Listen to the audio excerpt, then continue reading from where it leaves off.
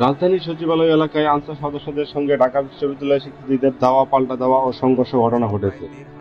রোববার 25শে আগস্ট রাত 9:30টায় সচিবালয়ের সামনে এ ঘটনা ঘটে। ঘটনায় অন্তত 40 জন আহত হওয়ার খবর পাওয়া গেছে। বৈষম্য বিরোধী ছাত্র আন্দোলনের সমন্বয়ক ও অন্তর্বর্তী সরকারের উপদেষ্টা নাহিদ ইসলাম সমন্বয়ক সার্জিস আলম ও হাসনাত আব্দুল্লাহ সহ অনেককে আটকে রাখার খবর সচিবালয়ের উদ্দেশ্যে রওনা হয় ঢাকা বিশ্ববিদ্যালয়ের শিক্ষার্থীরা।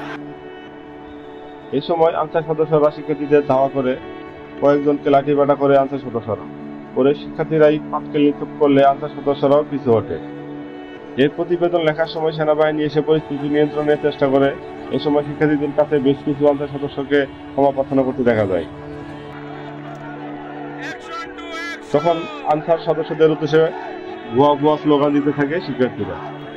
এর আগে রাত 8:30টার দিকে হাসনাত আব্দুল্লাহ ও সার্জিস আলম ফেসবুক পোস্টে তাদের আটকে রাখার বিষয়টি জানালে উক্ত শিক্ষার্থী রাজু ভাস্কর্যে পদযাত্রী জমা হতে থাকে।